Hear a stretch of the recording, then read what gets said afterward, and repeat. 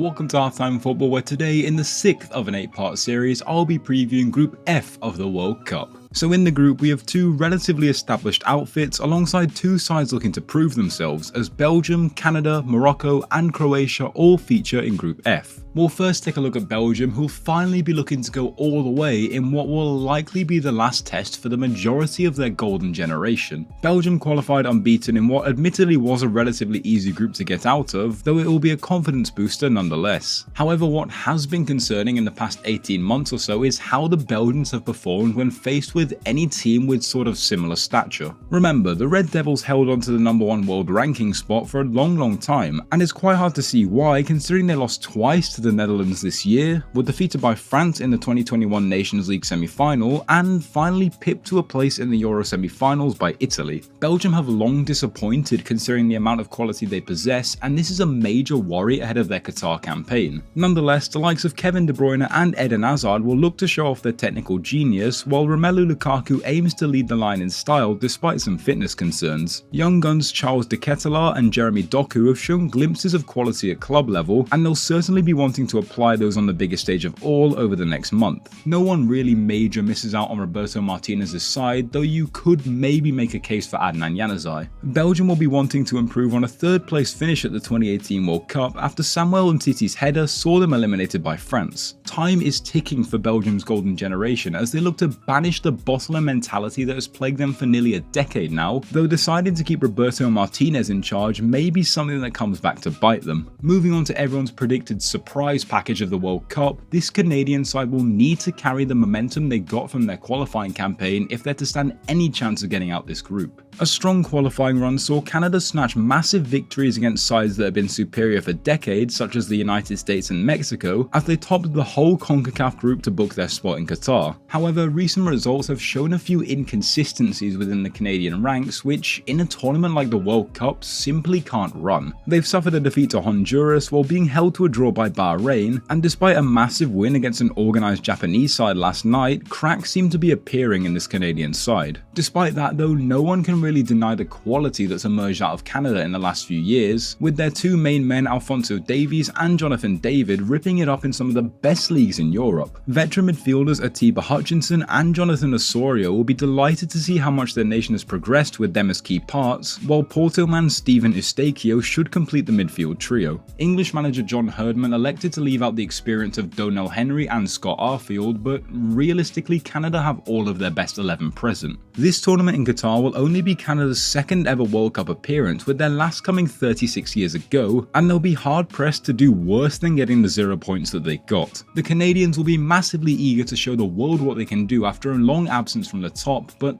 whether that's enough to actually get out of the group is another story. As for Morocco, they'll feel relatively hard done by as they've been put into the group of death again, but there's still plenty of optimism in the air. They absolutely destroyed anyone in sight during their qualifying campaign as they went 6 for 6 in the preliminaries while conceding just 1 goal and scoring 20, before seeing off the Democratic Republic of Congo 5-2 on aggregate in the final playoff. A 3-0 battering of Georgia last night has added to their plethora of strong defensive and attacking performances as of late, with a 2-0 victory against Chile being another highlight. Despite that though, they've been relatively poor when faced with big challenges like Egypt in the AFCON quarter-final, which will undoubtedly be a massive worry for manager Walid Regragui. Nevertheless, the Moroccans still boast star talent like red-hot striker Youssef En-Nesyri, as well as world-class PSG fullback Achraf Hakimi. Yassine Bounou, or Bonu, will also be displaying his quality in between the sticks, as the flair of both Sofiane Boufal and Hakim Ziyech shall enthrall onlookers. Despite the relative quality of the squad though, there's still a massive gap that exists, as playmaker Amin Harit unfortunately misses out after his knee was absolutely mashed last week. Former Barcelona man Munir El Haddadi also misses out despite consistent playtime in La Liga, which to be fair is also a testament to the quality that Morocco possess. As I mentioned though, they've been thrown into another group of death after their elimination in 2018 due to facing both Spain and Portugal. In what is only their 6th World Cup, this mini Moroccan golden generation will really be looking to get out of the group stage for just the second time, though they're really going to have to ramp it up if if they're to stand a chance. Finally, in Group F, we have 2018 runners-up Croatia, whose golden generation will also be having their last dance, much like Belgium's. Croatia's status as top seed saw them granted a straightforward qualifying group, though they still made a meal out of it, finishing just 1 point ahead of the expelled Russian side in the end. Their solitary defeat to Slovenia in the opening game was concerning, but they still prevailed and have even reached the Nations League finals this year despite being lumped into a group with both France and Denmark. A relatively good mood seems to be present in the Croatian camp after their 1-0 win against Saudi Arabia a couple nights ago, and despite random inconsistencies like a 3-0 defeat to Austria as well as a poor Euro 2020 campaign, this Croatian side will come into Qatar feeling relatively confident.